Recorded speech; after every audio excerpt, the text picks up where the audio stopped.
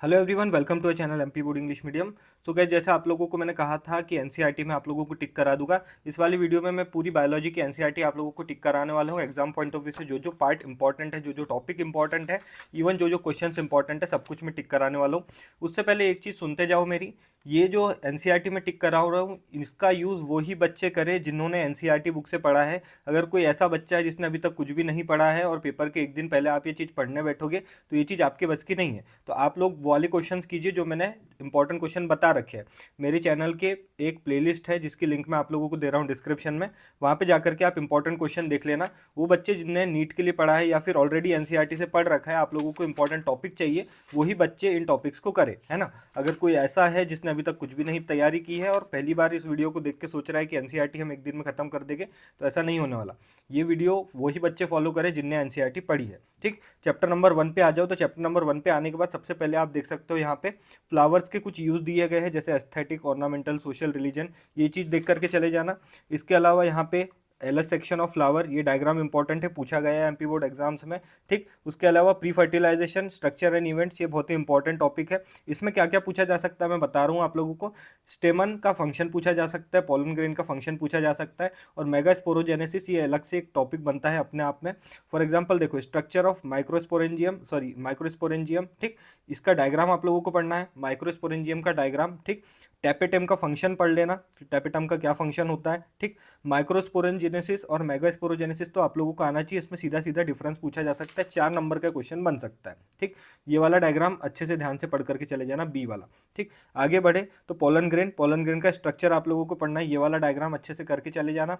उसके अलावा pollen grain के एक्साइन पे क्वेश्चन बन सकता है कि एक्साइन किससे मिलकर बना होता है, तो स्पोरोपोलिनिन से मिलकर बना होता है। ऐसे छोटे छोटे जो टॉपिक्स है वो मैं आप लोगों को बता रहा हूँ, ध्यान से सुन लेना। ठीक, जो हमारा पोलन ग्रेन होता है इसमें कौन से 2 सेल होते हैं, तो ये 2 सेल के नाम भी आप लोगों को आना चाहिए।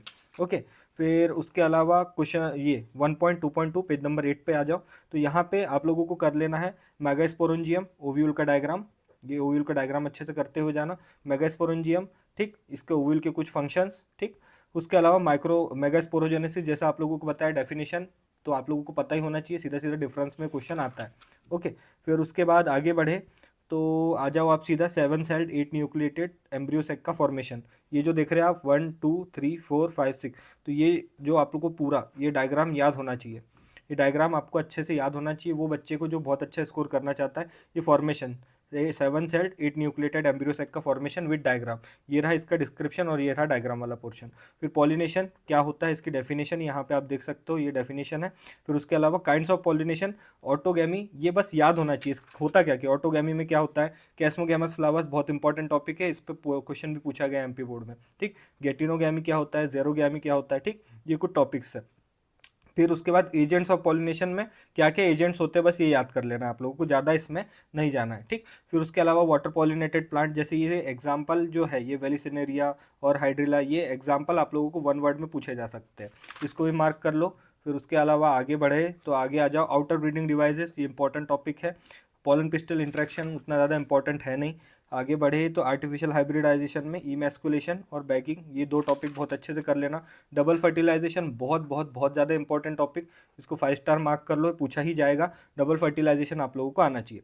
फिर इसके आगे यहाँ पे तो ज़्यादा कुछ इंपॉर्टेंट मुझे लगा नहीं। सीड्स पे आना तो types of seed, non albuminous and albuminous seed कर लेना।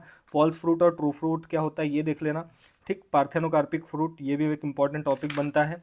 इसके अलावा आगे बढ़े तो एपोमैक्सिस, इंपॉर्टेंट टॉपिक। ओके, अब इसके क्वेश्चंस आप लोग चेक कर लो, मैं यहाँ पे देख सकते हो आप, मैंने सारे जो क्वेश्चंस है वो मार्क करा दिए है, फटाफट देख सकते हो आप, इसको मार्क कर लेना। ठीक, आगे बढ़ते हैं चैप्टर नंबर 2 पे। सेकेंड वाले चैप्टर पे आ जाओ। तो सेकेंड वाले चैप्टर के भी जो क्वेश्चंस है बहुत ज़्यादा इंपॉर्टेंट यहाँ से बनते हैं, जैसे male reproductive system, female reproductive system, ये तो डायग्राम बिल्कुल पता होना चाहिए। ठीक, मेल रिप्रोडक्टिव सिस्टम का डायग्राम करके चले जाना। तो उसके अलावा यहाँ पे ये 2 से 2.5 डिग्री टेम्परेचर लोअर रखने के लिए इस पर क्वेश्चन आता है कि why testis are situated outside the body. ठीक, फिर उसके अलावा ये जो होती है ये मेल सेक्स एसेसरी डक्ट्स का ये सीक्वेंस, रिटी टेस्टिस, वासा एफरेंशिया, एपिडाइडमिस, फिर वास डिफरेंस, ये सीक्वेंस पे भी क्वेश्चन आता है। Function of Leydig cell, Sertoli cell, ठीक, ये आता है। एंड ये डायग्राम अच्छे से करके चले जाना। उसके अलावा बात करूँ तो ये ग्लैंड्स, फंक्शंस ऑफ ग्लैंड, ये जितनी भी ग्लैंड है, समाइनल, वेसाइकल, प्रोस्टेट एंड बल्बोरेथ्रल, इसकी ग्लैंड्स के फंक्शन पूछे जाते हैं। Diagram again female reproductive system का ये वाला डायग्राम आप लोगों को आना चाहिए। ओके, फिर उसके बाद फिम्बरी, ये जो है फिम्बरी, इसका फंक्शन पूछा जाता है अलग से। फिर आगे आ जाओ तो ये मेमोरी ग्लैंड का भी डायग्राम पढ़ के चले जाना। ओके, और ये इतना पार्ट मेमोरी ग्लैंड का, मेमोरी ग्लैंड और मेमोरी ग्लैंड का फंक्शन। ओके, फिर गैमेटोजेनेसिस, इसमें स्पर्मेटोजेनेसिस एंड oogenesis में डिफरेंस पूछा जाता है। जैसे कि मेगास्पोरोजेनेसिस माइक्रोस्पोरोजेनेसिस में पूछा जाता है, वैसे ही यहाँ पे स्पर्मेटोजेनेसिस एंड oogenesis में डिफरेंस बिल्कुल अच्छे से करके चले जाना। आया तो 4 मार्क का सीधा सीधा क्वेश्चन आता है। ठीक, फिर उसके अलावा स्पर्म का डायग्राम पढ़ के चले जाना। एक्रोसोम का क्या काम होता है, स्पर्म की टेल का क्या फंक्शन होता है। ओके, फिर ये diagram of ovary, Graafian follicle का क्या फंक्शन होता है। ठीक, ये रे डायग्राम ये पूछा गया है ऑलरेडी एमपी बोर्ड के जो प्रीवियस ईयर के क्वेश्चन पेपर की अगर आपने पीडीएफ परचेस की होगी तो ये रे डायग्राम आया हुआ है। मेंस्ट्रुअल साइकिल अपने आप में एक क्वेश्चन बनाता है। मेनार्ची एंड मेनापॉज, ये अच्छे से आप लोगों को पता होना चाहिए, एजेस पता होना चाहिए, ऑब्जेक्टिव का क्वेश्चन बनाता है। मेंस्ट्रुअल साइकिल की पूरी प्रोसेस आप लोगों को आना चाहिए। फिर फर्टिलाइजेशन एंड इम्प्लांटेशन में ये डेफिनेशन ऑफ फर्टिलाइजेशन ये पढ़ लेना। फिर आगे आ जाओ तो इधर कुछ ज़्यादा काम का नहीं है। प्रेगनेंसी में प्लेसेंटा का फंक्शन पढ़ लेना। फिर ये जो जितने भी हार्मोन्स हैं ये कब रिलीज होते हैं, कहाँ से रिलीज होते हैं, ये आप लोगों को आना चाहिए। जैसे एस्ट्रोजन कहाँ से आता है, ह्यूमन प्लेसेंटल लैक्टोजन जैसे प्लेसेंटा सिक्रीट करते हैं, तो ये इसका फंक्शन और ये कहाँ से प्रोड्यूस हो रहा है, ये चीज़ आप लोगों को पता होना चाहिए। उसके अलावा यहाँ पे पार्चुरेशन क्या होता है ये आप लोगों को पता होना चाहिए। And colostrum, one of the most important question, colostrum क्या होता है, इसका फंक्शन क्या होता है, कोलेस्ट्रम में कौन सी एंटीबॉडीज़ पाई जाती है, ये भी आप लोगों को पता होना चाहिए। फिर इसके अलावा यहाँ पे इंपॉर्टेंट क्वेश्चंस जो है पीछे एनसीईआरटी के वो मैंने टिक कर रखे हैं, वीडियो पॉज करके आप मार्क कर लेना। अब आते हैं थर्ड चैप्टर पे। तो थर्ड चैप्टर पे अगेन सबसे इंपॉर्टेंट इसका लास्ट वाला पेज है, एमनियोसिंथेसिस अगेन पूछा जाता है। और ये क्यों इंडिया में बैन है ये भी पूछा जाता है। डेट्स यहाँ पे याद कर लेना, जितने भी डेट्स दिख रहे हैं कि कौन सा जो प्रोग्राम है कब लॉन्च हुआ था। ठीक, जैसे ये जितनी भी डेट्स वगैरह दिख रही है इसको ध्यान से चेक कर लेना है, ऑब्जेक्टिव में पूछा जा सकता है। ओके, फिर इसके अलावा यहाँ पे जो कंट्रासेप्टिव मेथड्स है उसमें इंट्रा यूटेराइन डिवाइसेस पे खास करके क्वेश्चन पूछा जाता है कि आईयूडीज क्या होती है, क्या होता है वेसेक्टोमी, क्या होता है ट्यूबेक्टोमी, इनकी डेफिनेशन आप लोगों को पढ़ाना है। स्टेरिलाइजेशन क्या होता है ये पढ़ लेना है। ठीक, और जैसे यहाँ पे आप देख सकते हो यहाँ पे कुछ डिवाइसेस है, जैसे इसके नाम आप लोगों को आना चाहिए कि इंट्रा यूटेराइन डिवाइसेस के कुछ नाम बता दीजिए। जैसे कॉपर टी, CU7, मल्टीलोड 375, ये सब आप लोगों को याद होना चाहिए। ठीक, ये डिवाइसेस के नाम ये अच्छे से रट के चले जाना। फिर आगे बढ़े तो medical termination of pregnancy MTP ये कब लॉन्च हुआ था, डेट्स याद करके चले जाना और क्या होता है वो। फिर सेक्सुअली ट्रांसमिटेड डिसीजेज वाले पैराग्राफ में आ जाओ तो यहाँ पे write the names of some sexually transmitted diseases, इस पर क्वेश्चन बनता है। तो जो मैंने अंडरलाइन कर रखी है ये सारे नाम आप लोगों को पता होना चाहिए। उसके अलावा ये one of the most important question कि हम सेक्सुअली ट्रांसमिटेड डिसीजेज को कैसे रोक सकते हैं। तो ये 3 इंपॉर्टेंट पॉइंट्स दे रखे, इसको एज इट इज़ रट के चले जाना। एंड क्वेश्चन आया तो सीधा सीधा लिख करके आ जाना। इनफर्टिलिटी में यहाँ पे जितने भी अंडरलाइन मैंने कर रखे हैं ये इसका शॉर्ट फॉर्म, जैसे आर्ट को क्या बोलते हैं, असिस्टेड रिप्रोडक्टिव टेक्नोलॉजी, IVF यानी इन विट्रो फर्टिलाइजेशन, ये सारे आप लोगों को आना चाहिए। गाइस देखो कुछ भी करो, ये करो या ना करो, मेरी जो इंपॉर्टेंट क्वेश्चन की प्लेलिस्ट है जिसकी लिंक मैं दे रहा हूँ आपको डिस्क्रिप्शन में, वो जा करके ज़रूर कर लेना है। एंड मेरा स्टडी मटेरियल, ये 2 चीज़ें तो बिल्कुल नहीं छोड़ना। ये एनसीईआरटी तो मैं पढ़ने वाले बच्चों के लिए अलग से मार्क करवा रहा हूँ, क्वेश्चन यहाँ से मार्क कर लो। अपन बढ़ते हैं आगे। तो जेनेटिक्स वाली यूनिट में सबसे पहले तीनों लॉ आप लोगों को आना चाहिए मेंडल के, law of dominance, law of segregation and law of independent assortment. ठीक, तीनों लॉ आना चाहिए। ठीक, लॉ ऑफ इनहेरिटेंस उसमें सबसे इंपॉर्टेंट ये कंसीडर ट्रेट्स, कौन कौन से जो कैरेक्टर्स है पी प्लांट में देखे गए थे, ये 7 कैरेक्टर्स आप लोगों को पता होना चाहिए। ओके, फिर उसके अलावा अगले पेज पे आ जाओ तो यहाँ पे डोमिनेंट रेसेसिव क्या होता है, what is dominant what is recessive, ये पढ़ के चले जाना। मोनोहाइब्रिड क्रॉस और डाईहाइब्रिड क्रॉस क्या होता है ये भी पढ़ के चले जाना। ठीक, होमोजाइगस हेट्रोजाइगस 3 टर्म्स मैंने बताया, monohybrid, dihybrid, recessive, dominant and homozygous heterozygous, ये तीनों चीज़ें आप लोगों को पता होना चाहिए। ओके, टेस्ट क्रॉस क्या होता है एग्जाम्पल के साथ पूछा जा सकता है। लॉ ऑफ डोमिनेंस एग्जैक्टली जैसा मैंने बोला, लॉ ऑफ सेग्रीगेशन, ये तीनों लॉ आप लोगों को आना चाहिए। इनकम्प्लीट डोमिनेंस क्या होता है, ओनली डेफिनेशन बता देना एग्जाम्पल के साथ। कोडोमिनेंस क्या होता है, ओनली डेफिनेशन विथ एग्जाम्पल। ठीक, ज़्यादा उसको डीपली पढ़ने की ज़रूरत नहीं है। फिर इसके अलावा ये जो है पनेट स्क्वायर, ये सीधा सीधा पूछा जाता है ना। ये 16 वाला जो 16 बॉक्स वाला पनेट स्क्वायर है, इसका फिनोटिपिक रेशो बिल्कुल याद रख लेना कि 9:3:3:1 होता है जब हम 2 कैरेक्टर्स को स्टडी कर रहे होते हैं, एक से ज़्यादा यानी 2 कैरेक्टर्स को हम स्टडी कर रहे होते हैं। यहाँ पे हमने क्या देखा, सीड का कलर और सीड का शेप, तो हम दो कैरेक्टर्स को जब स्टडी कर रहे हैं तो इसका फिनोटाइप हमेशा कितना आता है, 9:3:3:1। तो ये बिल्कुल रटा होना चाहिए। ओके, अब आगे बढ़े तो law of independent assortment. Law of independent assortment आप लोगों को समझाना है इस वाले क्रॉस की मदद से, ठीक। फिर अब आगे आते हैं तो यहाँ पे लिंकेज एंड रिकॉम्बिनेशन पढ़ लेना थोड़ा थोड़ा, बहुत ज़्यादा इंपॉर्टेंट नहीं है, बस डेफिनेशन आप लोगों को आना चाहिए, डिटेल स्टडी करने की यहाँ पे ज़रूरत नहीं है। उसके अलावा फ्लूइडोट्रॉपी की भी बस डेफिनेशन डेफिनेशन कर लेना। सेक्स डिटर्मिनेशन आपको बताना है इन ह्यूमन बींग्स में ही इंपॉर्टेंट है, बाकी ये मुर्गे कीड़े वगैरह इन पे सीधे ऑब्जेक्टिव बनते हैं। हम मेन क्वेश्चन की बात करें sex determination in human beings, ये बड़ा क्वेश्चन बन सकता है। ओके, आगे बढ़े तो फिर यहाँ पे म्यूटेशन क्या होता है, डिफिनेशन क्या है म्यूटेशन की, और उसके साथ साथ म्यूटेशन से कॉज होने वाले diseases like sickle cell anaemia, इनके नाम आप लोगों को आना चाहिए। फिर प्रेडिग्री एनालिसिस क्या होता है, बस छोटा सा आप लोगों को आना चाहिए कि कैसे कैसे हम इससे एनालाइज कर सकते हैं। फिर मेंडेलियन डिसऑर्डर क्या होता है एंड इसके कुछ एग्जाम्पल्स याद कर लेना। और यहाँ पे डिसीजेस पे अगर सीधा सीधा क्वेश्चन आया तो जैसे कलर ब्लाइंडनेस है, ये हो क्यों रहा है और इसके सिम्टम्स क्या है, हो क्यों रहा है और सिम्टम्स क्या है। फॉर एग्जांपल के लिए देखो, हीमोफीलिया है, हमारे पास सिकल सेल एनीमिया है। सिकल सेल एनीमिया क्यों होता है, defect cause by substitution of glutamic acid GLU by valine VLA at 6th position of beta globulin chain of the haemoglobin molecule. तो ये है इसका रीजन, और इसके साथ साथ इसके सिम्टम्स क्या आने लग जाते हैं वो याद कर लेना, ठीक। तो ये आप लोगों को करना है, बहुत ज़्यादा डिटेल में नहीं जाना है, क्यों हो रहा है एंड इसके कारण बॉडी पे क्या इफेक्ट पड़ रहा है, बस इतना याद कर लेना सारे डिसीजेस का। तो क्रोमोसोमल डिसऑर्डर में तीनों को पढ़ लेना, Down syndrome, Klinefelter syndrome and Turner syndrome. इस पर ऑब्जेक्टिव भी पूछ सकता है कि ट्राइसोमी के कारण कौन सा डिसीज होता है, तो डाउन सिंड्रोम। क्लिनफील्डर सिंड्रोम किसके कारण होता है, तो XXY, ठीक। फिर उसके अलावा एक्सो यानी टर्नर सिंड्रोम। तो इस तरीके से इसको पढ़ लेना। जैसे डाउन सिंड्रोम में कैरेक्टर्स क्या होते हैं, जैसे पाम ब्रॉड हो जाएंगे, ठीक, ये सारे कैरेक्टर्स पढ़ लेना। इसके अलावा जो क्वेश्चन है यहाँ से देख लो, टिक कर लेना। 5th यूनिट की बात करें DNA डायग्राम के साथ, फिर उसके अलावा silent feature of double helical structure of DNA किसने दिया था ये भी पढ़ लेना। एंड ये मोस्ट इंपॉर्टेंट है साइलेंट फीचर, ठीक है, ये पढ़ लेना। और ये वाला जो डायग्राम है ये अच्छे से एक बार देख करके चले जाना। ये जो 5 फीचर है ये अच्छे से पढ़ना बच्चों, है ना। फिर वो हिस्टोन प्रोटीन्स क्या होते हैं ये पढ़ लेना। इस चैप्टर से बहुत ज़्यादा बच्चे डरते हैं, पर मैं बिल्कुल शॉर्टलिस्ट कर देता हूँ क्या क्या आ सकता है, बिल्कुल वही, ठीक। हर्शी एंड चेज का एक्सपेरिमेंट डायग्राम के साथ अच्छे से करके चले जाना, ये बैक्टीरिया फेज वाला एक्सपेरिमेंट, ठीक। फिर उसके अलावा ये मतलब एक जेनेटिक मटेरियल में क्या क्या चीज़ें होना चाहिए, क्या क्या कैरेक्टर्स होना चाहिए, ये दे रखे हैं, तो पॉइंट सीधे सीधे पढ़ के चले जाना। फिर रेप्लिकेशन क्या होता है ना, रेप्लिकेशन क्या होता है ये पढ़ के चले जाना, डेफिनेशन। और ये मिजल्सन एंड स्थाल एक्सपेरिमेंट रेप्लिकेशन से रिलेटेड, ओके। फिर उसके बाद आ जाओ सीधा ट्रांसक्रिप्शन पे, तो ट्रांसक्रिप्शन अगेन क्या होता है, डेफिनेशन पढ़ के चले जाना। एंड फिर उसके बाद ट्रांसक्रिप्शन में ये वाला पार्ट पढ़ के चले जाना आप, type of RNA and the process of transcription. ये प्रोसेस ऑफ ट्रांसक्रिप्शन ये बहुत ज़्यादा इंपॉर्टेंट है, ठीक। ये प्रोसेस ऑफ जो ट्रांसक्रिप्शन पढ़ोगे आप वो इस वाले डायग्राम के साथ पढ़ लेना, इलेशन, इलोंगेशन एंड टर्मिनेशन वाला डायग्राम, ओके। अब आगे बढ़े जीन कोड पे, तो जीन कोड पे सीधा सीधा ये अगर आप रट सको तो बहुत अच्छी बात है। मेरे समय तो मुझे याद हो गया था पूरा, थोड़े बहुत ट्रिक से आप याद कर सकते हो, पर अभी हमारे पास इतना टाइम नहीं है। तो आप ये साइलेंट फीचर, ये जो 6 फीचर्स दे रखे हैं ये बिल्कुल आप लोगों को रटे हुए होना चाहिए, कंठस्थ कर लेना, बहुत ज़्यादा इंपॉर्टेंट है, ठीक है। अब आगे बढ़े तो आगे ट्रांसलेशन का ओनली डेफिनेशन, प्रोसेस बहुत मुश्किल से पूछ सकते हैं, हो सके तो टाइम हो तो देख लेना, बाकी डेफिनेशन तो आप लोगों को पता होना चाहिए ट्रांसलेशन की क्या होती है।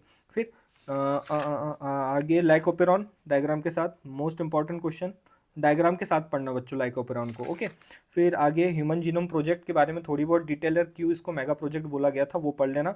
और उसके अलावा गोल्स ऑफ HGP मैंने इंपॉर्टेंट स्टार लगा के रखा है, मतलब बहुत इंपॉर्टेंट क्वेश्चन है ये। फिर आगे बढ़े तो ये जीनोम को छोड़ देना। आगे DNA फिंगरप्रिंटिंग का यूजेस क्या है, एप्लीकेशंस कहाँ कहाँ पे यूज़ करते हैं हम DNA फिंगरप्रिंटिंग, ये पढ़ के चले जाना। आगे बढ़ते हैं तो आगे जो कुछ इंपॉर्टेंट क्वेश्चन है वो यहाँ से मार्क कर लेना। गाइस देखो बुक में कई बार ऐसा होता है कि कुछ क्वेश्चंस अच्छे नहीं दिए होते हैं, बट जो मैंने इंपॉर्टेंट क्वेश्चन दे रखे हैं, जो मैंने आपको बताया कि PDF मेरे ऐप पे मेरे चैनल पे डली हुई है, उनको मत छोड़ना।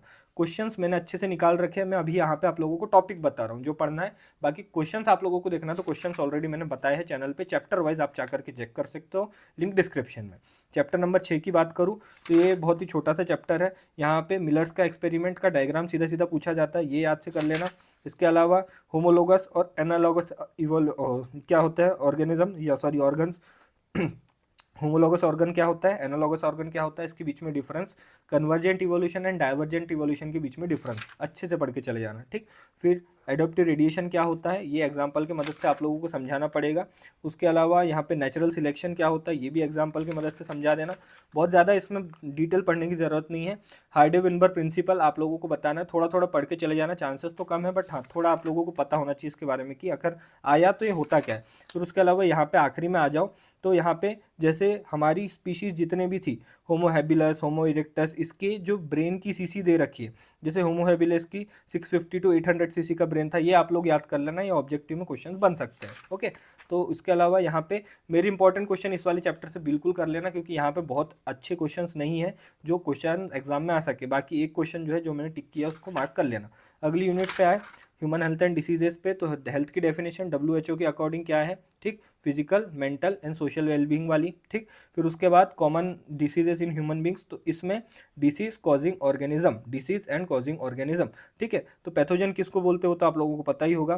फिर उसके अलावा जितनी भी डिसीजेस दे रखी है, चाहे टाइफाइड हो, चाहे निमोनिया हो, चाहे मलेरिया हो, इसका कॉजेटिव ऑर्गेनिज्म आप लोगों को पता होना चाहिए। आप डायरेक्ट सर्च कर लेना गूगल पे, आप लोगों को मिल जाएंगे। फिर उसके अलावा सबसे इंपॉर्टेंट क्वेश्चन इस वाले चैप्टर से कुछ बन सकता है तो वो ये है प्लाज्मोडियम की लाइफ साइकिल, यानी मलेरिया की लाइफ साइकिल, ये बहुत इंपॉर्टेंट क्वेश्चन है। इसको अच्छे से कर लेना, गूगल कर लेना, आसान डायग्राम आप लोगों को मिल जाएगा। आया तो डायग्राम के साथ आप लोगों को एक्सप्लेन करना है, ठीक। जैसा मैंने आप लोगों को बोला डिसीज एंड उसके ऑर्गेनिज्म, ये सब याद कर लेना। एस्केरिस राउंड वॉर्म के कारण हो रहा है, वुल्केरिया फ्लैट वॉर्म, ठीक, ये सब आप लोगों को पता होना चाहिए, ऑब्जेक्टिव में बनते हैं क्वेश्चन। इम्यूनिटी बहुत ज़्यादा इंपॉर्टेंट है, डिफरेंस पूछा जाता है एक्टिव इम्यूनिटी, पैसिव इम्यूनिटी में, इन्नेट इम्यूनिटी, एक्वायर्ड इम्यूनिटी में, ठीक। ये पढ़ के चले जाना सारे जो मैंने अंडरलाइन कर रखे हैं। ओके, फिर एंटीबॉडी मॉलिक्यूल का डायग्राम, ये डायग्राम आप लोगों को आना चाहिए, इंपॉर्टेंट है। एक्टिव इम्यूनिटी, पैसिव इम्यूनिटी, इसमें डिफरेंस पूछा जाता है, मैंने लिख रखा है। वैक्सीनेशन एंड इम्यूनाइजेशन, इसमें पूछा जाता है कि कौन सी चीज़ कौन सी टाइप की इम्यूनिटी का एग्जाम्पल है, ठीक। वैक्सीनेशन क्यों कराया जाता है, इम्यूनाइजेशन क्यों कराया जाता है, ठीक, ये सब आप लोगों को पढ़ना है, ठीक। आगे पढ़े तो एलर्जी बहुत ज़्यादा इंपॉर्टेंट टॉपिक नहीं है, ऑटो इम्यूनिटी बस एक बार देख लेना आप लोग। फिर लिम्फॉइड ऑर्गन्स, ये थोड़ा पढ़ लेना, लिम्फॉइड ऑर्गन्स कौन कौन से होते हैं, बोन मैरो, थाइमस वगैरह। फिर यहाँ पे MALT, इसका फुल फॉर्म आप लोगों को पता होना चाहिए, mucosa associated lymphoid tissue, malt, इसका फुल फॉर्म आप लोगों को पता होना चाहिए। एड्स क्या होता है, full form acquired immunodeficiency syndrome, किसके कारण हो रहा है, रेट्रोवायरस के कारण हो रहा है, HIV के कारण हो रहा है, ठीक। और ये बॉडी में क्या इफेक्ट डालता है ये पढ़ लेना आपको। और उसके अलावा प्रिवेंशन, ये सीधा सीधा पूछा जाता है कि प्रिवेंशन ऑफ एड्स क्या है, तो आप सीधा सीधा हमने जो चौथे वाले चैप्टर में देखा था कि prevention of sexually transmitted diseases वाला, वो तो 3 पॉइंट भी यहाँ पे पुट करके आ गए तो आप लोगों को नंबर मिलेंगे। फिर कैंसर में आ जाओ तो कैंसर में बिनाइन ट्यूमर और मेलिग्नेंट ट्यूमर में डिफरेंस पूछा जा सकता है। मेटास्टेसिस क्या होता है ये पूछा जा सकता है। ऑन्कोजीन क्या होता है एंड इसके कारण एक सेल में क्या चेंजेस हमें देखने मिलते हैं वो भी पता कर लेना। एंड कार्सिनोजेंस क्या होते हैं, ये जो जो चीज़ें मैंने अंडरलाइन की, malignant tumour, benign tumour, metastasis, carcinogens, oncogenes, ये अच्छे से बिल्कुल पढ़ लेना, ठीक। फिर ट्रीटमेंट ऑफ कैंसर बस देख लेना कैसे कैसे होता है, जैसे सर्जरी से होता है, रेडिएशन थेरेपी से होता है, ठीक है, कीमोथेरेपी, ये सब चीज़ें आप लोगों को आना चाहिए। ड्रग्स एंड एल्कोहल अब्यूज़, तो जो जो ड्रग्स है, चाहे ओपियम हो, कैनाबिनॉइड्स हो, ये आप लोगों को कहाँ से मिल रहे हैं, जैसे कोकेन कहाँ से मिल रहा है, ये प्लांट का नाम, ये आप लोगों को याद होना चाहिए, ठीक। इस तरीके के क्वेश्चन यहाँ से बन सकते हैं। फिर इंपॉर्टेंट क्वेश्चन यहाँ पे ये बनता है एडोलसेंस एंड ड्रग अब्यूज़ में, कि यहाँ पे आप लोगों को लॉजिकल क्वेश्चंस आते हैं कि क्या कारण होते हैं, एडिक्ट हो जाते हैं बच्चे, ब्ला ब्ला ब्ला, एंड इससे हमको छुड़ाने के लिए क्या करना है, प्रिवेंशन एंड कंट्रोल। ये 4 पॉइंट से 5 पॉइंट आप लोगों को आना चाहिए, बहुत इंपॉर्टेंट है, सीधा 4 नंबर का क्वेश्चन बन सकता है ये। ओके, फिर ये इंपॉर्टेंट क्वेश्चन मैंने टिक करा है, इसको मार्क कर लेना, इनमें से एक भी क्वेश्चन नहीं छोड़ना। आगे आ जाओ 8th वाले चैप्टर पे, तो 8th वाले चैप्टर में माइक्रो ऑर्गेनिज्म एंड उसका यूज़, फॉर एग्जांपल के लिए लैक्टोबैसिलस काय के लिए होता है, मिल्क को कन्वर्ट कर देता है कर्ड में। उसके अलावा जैसे बेकरसीस किसे कहते हैं हम, सेक्रोमाइसिस कर्वीसिस को, ऐसे मैंने अंडरलाइन कर रखे हैं। स्विस चीज़ में जो बड़े बड़े गड्ढे होते हैं वो किसके कारण होते हैं, प्रोपिनियोबैक्टीरियम सेलमैनी के कारण, ठीक है। तो इस तरीके की चीज़ें आप लोगों को पता होना चाहिए, मैंने अंडरलाइन ऑलरेडी कर रखा है। फिर यहाँ पे इस वाले पेज में वही जो अंडरलाइन किया मैंने, माइक्रो ऑर्गेनिज्म का नाम और उसका क्या यूज़ है वो आप लोगों को पता होना चाहिए। एंटीबायोटिक की डिस्कवरी के बारे में आप लोगों को, अलेक्जेंडर फ्लेमिंग ने कैसे चांस डिस्कवरी की थी एंटीबायोटिक की, वो आप लोगों को लिखना है। फिर उसके अलावा यहाँ पे फंक्शंस, जैसे एस्परजिलस नाइगर है, ये किसका बैक्टीरिया है, ये फंगस है सिट्रिक एसिड की। एसिटोबैक्टर एसिटी, ये किसका बैक्टीरियम है, एसिटिक एसिड का। तो ये जो इंपॉर्टेंट चीज़ें मैंने मार्क कर रखी है, ठीक है, इसको अच्छे से याद कर लेना। जैसे ये सिक्रोमाइसिस कर्विसिस इथेनॉल में भी प्रोडक्शन में यूज़ होता है, यहाँ पे बहुत सारे हैं, आप आराम से बैठ के टिक कर लेना। फिर सीवेट ट्रीटमेंट में प्राइमरी ट्रीटमेंट और सेकेंडरी ट्रीटमेंट क्या होता है, कौन से ट्रीटमेंट को बायोलॉजिकल ट्रीटमेंट कहते हैं, ये ऑब्जेक्टिव में बोल सकते हैं। तो जैसे सेकेंडरी ट्रीटमेंट को बोला जाता है बायोलॉजिकल ट्रीटमेंट। बीओडी क्या होता है, इसका डेफिनेशन एंड बीओडी से हमको क्या पता चलता है कि पानी कैसा है, ये आप लोगों को आना चाहिए। ओके, फिर बायोगैस क्या होती है, कैसे प्रोड्यूस होती है, मिथेनोजेंस क्या होते हैं यानी मीथेन प्रोड्यूसिंग बैक्टीरिया। ओके, फिर उसके अलावा बायोगैस प्लांट इंपॉर्टेंट टॉपिक है, बीटी कॉटन इंपॉर्टेंट टॉपिक है। ठीक, बीटी का फुल फॉर्म आप लोगों को आना चाहिए, बैसिलस थोरनजेनेसिस। आगे वैसे तो ये दिया हुआ है हमारे बायोटेक्नोलॉजी वाले चैप्टर में। उसके अलावा बायो फर्टिलाइजर्स, ये सब जो एसोसिएशन है, सिम्बायोटिक एसोसिएशन, राइजोबियम का क्या होता है, एस्टॉक एनाबिना, ये सब दे रखे हैं यहाँ पे आपको देख सकते हो, नोस्टॉक एनाबिना, ये सब भी आप लोगों को पढ़ना है, ऑब्जेक्टिव के क्वेश्चन बनते हैं यहाँ पे भी। अगेन गाइज आप लोगों को यही रिकमेंड करूँगा कि मेरे जो इंपॉर्टेंट क्वेश्चन है उसको ध्यान से कर लेना, क्योंकि बुक के पीछे बहुत अच्छे क्वेश्चन दिए नहीं हुए हैं, बस ये आखिरी वाला जो क्वेश्चन है इसको ध्यान से पढ़ लेना। ओके, बायोटेक्नोलॉजी वाली यूनिट में बायोटेक्नोलॉजी की डेफिनेशन पूछी जा सकती है। ठीक, फिर क्यों बायोटेक्नोलॉजी डेवलप हुई वो पूछा जा सकता है, 2 पॉइंट्स आप लोगों को आना चाहिए। रिकॉम्बिनेंट डीएनए किसे कहा जाता है, उसके अलावा ये इंपॉर्टेंट टॉपिक है। ठीक, जेनेटिकली मॉडिफाइड ऑर्गेनिज्म के क्या स्टेप्स है वो दे रखे हैं यहाँ पे। Tools of recombinant DNA technology, ये सीधा 4 नंबर का क्वेश्चन है। पहला रेस्ट्रिक्शन एंजाइम क्या होता है, इंडिन्यूक्लियोज और एक्सोन्यूक्लियोज में डिफरेंस, वो आप लोगों को पता होना चाहिए। ओके, ठीक है, फिर आगे ये पैलिंड्रोमिक सीक्वेंस, इस पे क्वेश्चन बन सकता है। ठीक है, सीधे आप लोगों को अलग अलग टाइप के पैलिंड्रोम्स दे सकते हैं और उसमें से बोल सकते हैं कि इनमें से कौन सा पैलिंड्रोमिक सीक्वेंस है और कौन सा नहीं है, तो आप लोगों को पहचानना आना चाहिए। फिर gel electrophoresis, again important question, पूरी मेथड पूछ सकते हैं कि कैसे जेल इलेक्ट्रोफोरेसिस होता है, तो ये पूरी मेथड है। ठीक, तो इसको आप अच्छे से रट के चले जाना। फिर क्लोनिंग वेक्टर पे क्या कैरेक्टर्स हो सकते हैं, क्या फीचर्स हो सकते हैं, ओरी के बारे में आप लोगों को देखना, selectable markers, cloning site and ये PBR 322 का डायग्राम भी अच्छे से पढ़ के चले जाना। ठीक, हो सकता है ऑब्जेक्टिव में क्वेश्चन आए, इसमें से कुछ चीज़ें missing they the, for example ये ढक दूँ मैं और बोलूँ कि यहाँ पे क्या मिसिंग है, 1 2 3 4 दे दूँ, write down the name of 1, तो ऐसे आप लोगों से पूछा जा सकता है, तो डायग्राम देख के चले जाना। उसके अलावा ये सारी चीज़ें मैंने आप लोगों को बताई। आगे आइसोलेशन ऑफ जेनेटिक मटेरियल, कैसे हम आइसोलेट करते हैं डीएनए को, ये भी पूछा जा सकता है। And PCR, most important question, diagram के साथ पढ़ना, अगर PCR आया तो ये डायग्राम आप लोगों को बना के आना है। ओके, फिर यहाँ पे डाउनस्ट्रीम प्रोसेसिंग के बारे में बस पढ़ लेना, होता क्या क्या है इसमें। इसमें भी गाइस बायोटेक्नोलॉजी वाली यूनिट में भी बहुत अच्छे क्वेश्चन नहीं दिए हैं बुक में, तो इन क्वेश्चंस को मैं रिकमेंड नहीं करूँगा, मेरे इंपॉर्टेंट क्वेश्चन आप कर लेना। बस यहाँ पे जो आखिरी के 3 क्वेश्चन है ये बहुत ज़्यादा इंपॉर्टेंट है, इन तीनों क्वेश्चन को ना छोड़ना। ठीक, आगे आ जाओ बायोटेक्नोलॉजी का सेकंड वाला चैप्टर, तो सेकंड वाले चैप्टर में एप्लीकेशंस इन एग्रीकल्चर, बायोटेक्नोलॉजी का क्या एप्लीकेशंस इन एग्रीकल्चर, अपने मन से फेंक सकते हो इसमें। ठीक, जेनेटिकली मॉडिफाइड ऑर्गेनिज्म कहाँ कहाँ यूज़फुल हो सकता है वो आप लोगों को पढ़ लेना, ये 5 पॉइंट दे रखे हैं। बीटी अगेन बैसिलस थोरेंजेनेसिस होता है, फुल फॉर्म याद होना चाहिए आप लोगों को। बीटी कॉटन क्या होता है, ये कैसे हेल्प करता है, क्या फंक्शन होता है, क्राई प्रोटीन का क्या काम होता है, ये सब आप लोगों को पता होना चाहिए। ओके, फिर उसके अलावा जेनेटिकली इंजीनियर्ड इंसुलिन पे क्वेश्चन बन सकता है कि कैसे एक्सट्रैक्ट हुई थी और क्या कहाँ पे हम इसका यूज़ करते हैं। फिर आगे आप पढ़े तो व्हाट इज जीन थेरेपी, ये भी पूछा जा सकता है, जीन थेरेपी क्या होता है। ट्रांसजेनिक एनिमल, पहला ट्रांसजेनिक एनिमल कौन था, डॉली रोजी। ठीक, ये सब आपको याद कर लेना। और इन ट्रांसजेनिक एनिमल का हम कहाँ कहाँ पे यूज़ करते हैं वो भी आप लोगों के 5 पॉइंट में दिया है, इसको पढ़ लेना।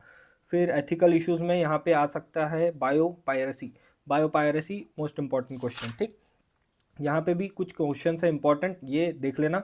बाकी मैक्सिमम अच्छे क्वेश्चंस मैंने मेरे इंपॉर्टेंट क्वेश्चन की PDF में दे रखे हैं। आखिरी यूनिट पे आ जाओ, तो आखिरी यूनिट में ये चैप्टर बहुत ज़्यादा वाहियात है, यहाँ से बहुत अच्छे क्वेश्चन बनते नहीं हैं, जो जो बन सकते हैं मैं बता रहा हूँ।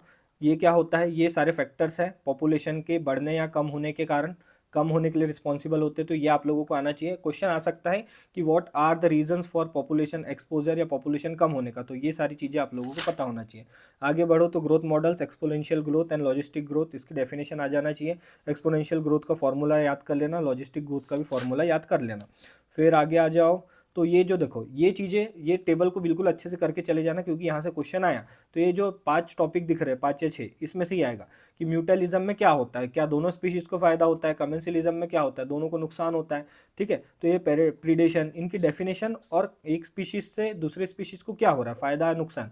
जैसे प्रीडेशन क्या होता है, डेफिनेशन बस कर लेना, और प्रीडेशन से क्या हो रहा है, एक को फ़ायदा हो रहा है, एक को नुकसान हो रहा है, ये याद कर लेना। म्यूचुअलिज्म क्या होता है, म्यूचुअलिज्म से एक को फायदा हो रहा है, दूसरे को भी फायदा हो रहा है, कंपटीशन से दोनों को नुकसान हो रहा है। ये चीज़ें आप लोगों को याद होना चाहिए, ठीक है। इसमें से बस यही यही चीज़ें पूछी जा सकती है। बाकी कुछ क्वेश्चंस मैंने मार्क करे हैं, बट मेरे इंपॉर्टेंट क्वेश्चन अच्छे से लगा लेना। यहाँ पे क्वेश्चन सीधा सीधा बन सकता है कि कारण क्या है पॉपुलेशन एक्सपोजर के, तो यहाँ पे आप लोगों को अपने मन से लिख के आ सकते हो, ठीक। एंड अगले वाले चैप्टर में ये सारे पॉइंट्स याद कर लेना, ओके। प्रोडक्टिविटी क्या होती है, प्राइमरी प्रोडक्टिविटी क्या होती है, सेकेंडरी प्रोडक्टिविटी, डिकम्पोजिशन क्या होता है, एग्जाम्पल्स के साथ आप लोगों को बताना है, ओके। आगे यहाँ पे तो सीधा सीधा guys food chain food web में डिफरेंस पूछा जा सकता है। ट्रॉपिक लेवल क्या होता है समझाना है आप लोगों को, ठीक। ट्रॉपिक लेवल अगेन बोल रहा हूँ, ट्रॉपिक लेवल क्या होता है ये समझाना है। फूड चेन और फूड वेब में डिफरेंस पूछा जा सकता है, right the difference between food chain and food web, ठीक है। तो ये कुछ इंपॉर्टेंट क्वेश्चन बन सकते हैं यहाँ से। ये जो आप लोगों को दे रखा है, फॉर एग्जांपल ये आप लोगों को दे दिया और पूछा कि ये काय का पिरामिड है, तो आप लोगों को आना चाहिए ये काय का पिरामिड है, ठीक। ये काय का पिरामिड है, ये पिरामिड ऑफ बायोमास, तो आप लोगों को आना चाहिए, ठीक। और कुछ क्वेश्चन जैसे यहाँ पे ऑब्जेक्टिव दे रखे हैं, तो इनको तो खास करके करके चले जाना, और जो मैंने टिक कराया है वो सारा पढ़ लेना। आखिरी चैप्टर ऑलमोस्ट आखिरी पे ही आ चुके हैं हम गाइस, ठीक है। सबसे पहले तो गाइस थैंक यू जो बच्चा अभी तक वीडियो को देख रहा है और मार्क करते जा रहा है, ठीक। तो यहाँ पे ये क्वेश्चन जो 3 पॉइंट दे रखे हैं इनको अच्छे से कर लेना। जैसे आप लोगों को डेफिनेशन बोल रहा हूँ, फुल फॉर्म याद होना चाहिए कि IUCN का फुल फॉर्म क्या होता है, international union of conservation of nature and natural resources, ठीक। कब फॉर्म हुआ था, तो 2004 में फॉर्म हुआ था। इसके अलावा ज़्यादा कुछ इंपॉर्टेंट है नहीं। देखो यहाँ पे इक्का दुक्का क्वेश्चन बन सकते हैं कि कितनी कितनी स्पीशीज़ ऑफ बर्ड की है, ऐसा वैसा, तो ये बहुत ज़्यादा डिटेल स्टडी हो जाएंगी, बट जितना हमारे पास टाइम है उसको देखते हुए स्पीशीज एरिया रिलेशनशिप पढ़ लेना क्या होता है, थोड़ा थोड़ा डेफिनेशन फॉर्मूला अगर याद कर सको तो कर लेना, बहुत अच्छी बात है। बाकी loss of biodiversity reasons and protection, कि क्यों हो रहा है बायोडाइवर्सिटी का लॉस, जैसे यहाँ पे दे रखा है हमको कॉजेस ऑफ बायोडाइवर्सिटी लॉस, जैसे habitat loss and fragmentation, over exploitation, alien species इन्वेशन, को एक्सिस्टेंस, ठीक। ये सब अच्छे से करके रख लेना। फिर biodiversity conservation, again important topic, कैसे हम कंजर्व कर सकते हैं, तो 2 तरीके से कर सकते हैं। सबसे इंपॉर्टेंटली आप लोगों को आना चाहिए in situ conservation and ex situ conservation. In situ conservation में क्या होता है, क्या चीज़ें होती है, एग्जाम्पल्स याद कर लेना, खास करके सेक्रेट ग्रुप्स पे अच्छा खासा फोकस करना इन सीटू कंजर्वेशन जब लिखो। फिर एक्स सीटू कंजर्वेशन के भी आप लोगों को एग्जाम्पल्स याद होना चाहिए, ठीक। इसके अलावा कुछ जो इंपॉर्टेंट क्वेश्चन है वो मैंने यहाँ पे मार्क कर दिए है, आप लोग देख लेना। बट मेरे इंपॉर्टेंट क्वेश्चन ध्यान से कर लेना गाइस, मेरे इंपॉर्टेंट क्वेश्चन बहुत ज़्यादा इंपॉर्टेंट है, क्योंकि बहुत छाट के मैंने आप लोगों के लिए वो क्वेश्चन प्रिपेयर किए है। उसकी लिंक मैं दे रहा हूँ आप लोगों को डिस्क्रिप्शन में, जा करके वहाँ से उन इंपॉर्टेंट क्वेश्चन को देखो। उन PDF में जितने भी क्वेश्चन है हर एक क्वेश्चन को करना गाइस। एंड जैसा कि मैंने आप लोगों को बोला था NCERT से क्वेश्चन में टॉपिक और क्वेश्चन दोनों मार्क कराऊंगा, तो मैंने मेरा काम कर दिया। अब आगे आप लोगों की जिम्मेदारी बनती है कि आप इन टॉपिक्स को अच्छे से पढ़ो और अपने पेपर में फोड़ के आ जाओ। इसके अलावा आप लोगों को क्या चाहिए मुझे कमेंट सेक्शन में ज़रूर बता देना।